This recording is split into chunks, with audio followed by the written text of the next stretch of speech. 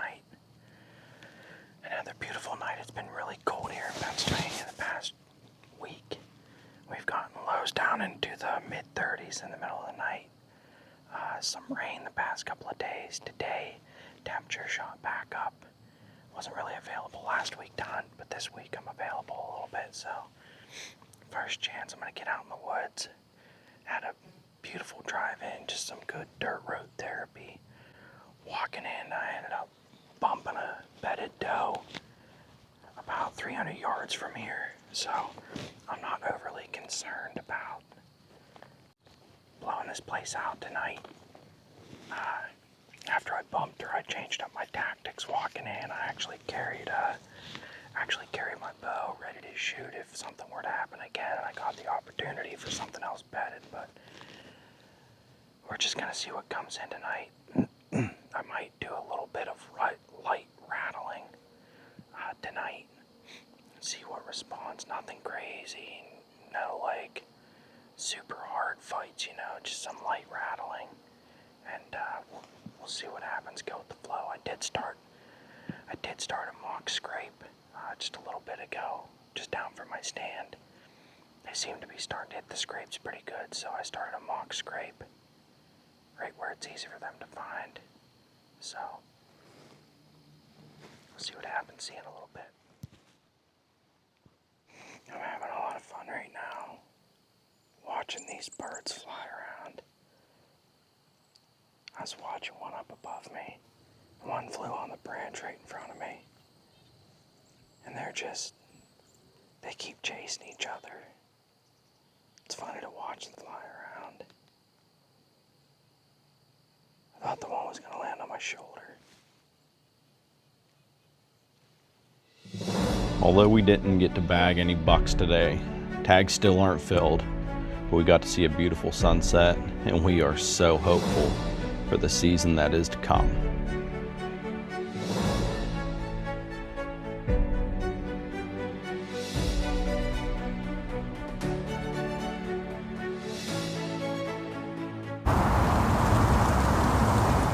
We're back out. We're gonna go hunting today. I want to put a few shots on target before we go.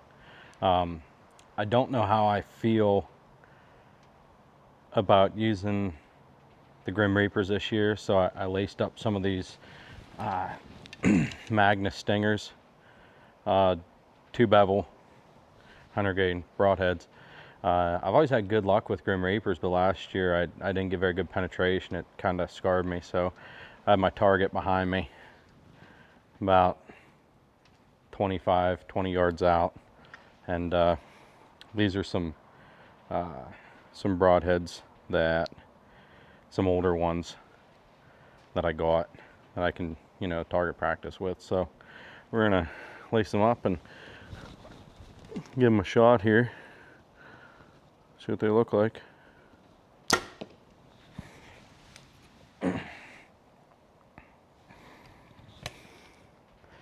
It's an interesting balancing act with the camera attached to my bow.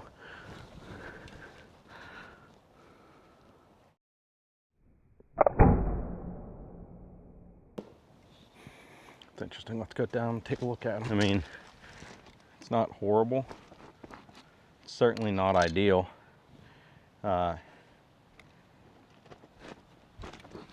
It's, I don't know. Take a few more shots out of them. I know how the Grim Reapers shoot. They shoot pretty much like field tips.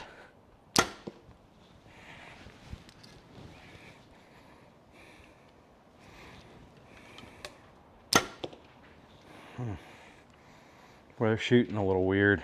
They keep messing to the left.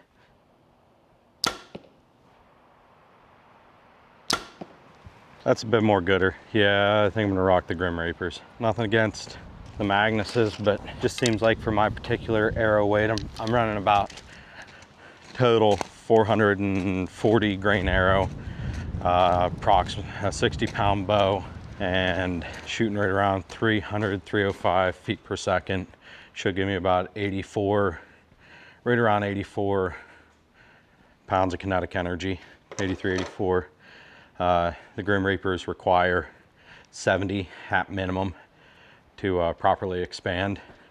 84, I'm happy with that. We'll rock those tonight. Tried and true Grim Reaper. Going to a spot back here off of a field. It's a field, clear cut, thick woods. Oh, there's a possibility of deer already being out in this field.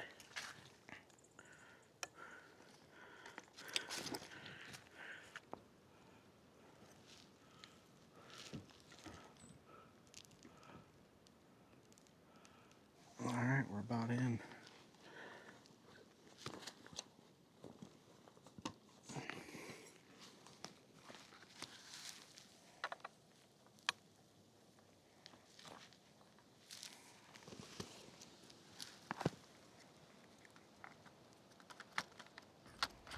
Well, just like any other hunt, I have my routines. Walk in, I glass on my way in, scope the area out, find my tree, climb it, put all my camera gear up, and get set. Just like 100 hunts before. Some of those with a fruitful outcome, most of those without though. But this is public land. It's difficult to hunt. My preparation's the same though. I go through the same routine every single time. And it's often that routine that keeps me sane, especially on the days where I don't really see anything. I sit and I wait. I think about a lot of things. Something that always comes up, and that's the beautiful landscape that myself as a hunter, I'm able to take in every single time I sit in the stand. And where are you going to see beautiful views like this? I'll sit and I watch the clouds just float by as if I'm not even there, wondering about the grand scheme of things. Just when I think I'm alone in the woods, nothing's watching me, guess who shows up? Mr. Red Squirrel. Boy, these things throughout the years have caused me a lot of havoc in the woods. But recently, I've grown to appreciate them. Just something alive in the woods that knows I'm there. Often sees me as a threat, but I can honestly say I see him more as a friend. Although they wreak havoc in the woods, it's a good sign of life. And I'm here for that.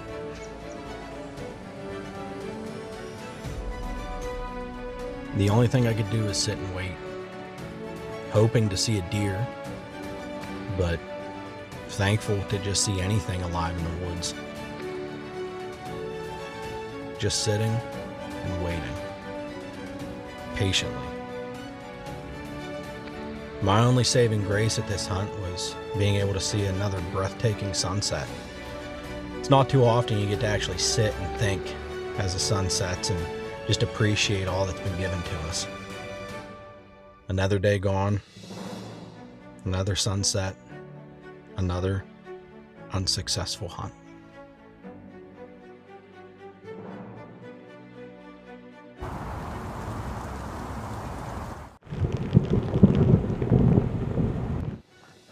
Once we get past this stand, we'll go around that tree that's down, and then we'll stop there. We'll glass down below just a little bit, because just below that's where they always get bumped out of. It's really thick, so I don't know if we'll be able to actually see them bedded, but that's gonna be the best option.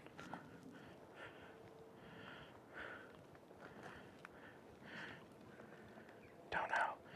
Just over this stuff here is where they bed, so we'll walk right down here. It kind of splits off, or you can kind of see down in here. Right down in this opening, like just past where that orange ribbon is. Like that area there is where she's always bedded. I've bumped her twice now from there in the evenings.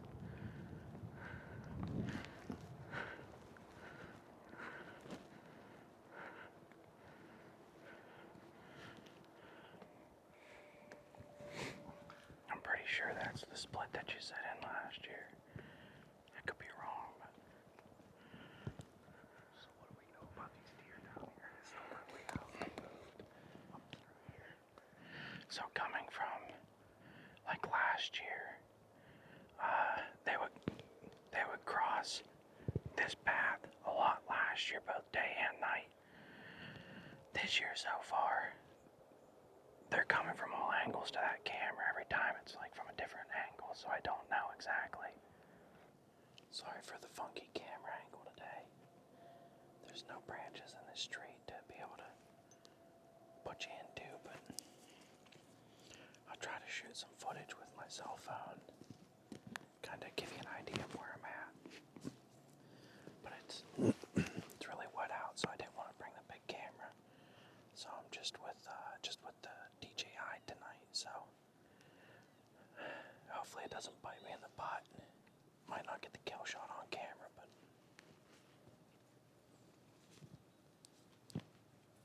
we'll be able to get the aftermath. Well, like I said in day 2, I have my routines. I draw my bow back at the beginning of every single hunt, just to make sure I have good shots.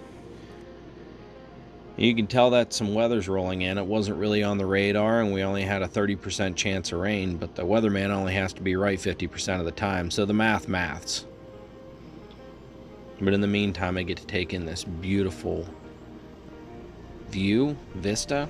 I'm not sure what you want to call it. There's a lot of deer sign in there. And the sunset was so beautiful, I stopped to take a picture. Wow. Foreshadowing. Hey, guess what? That weatherman, he was wrong.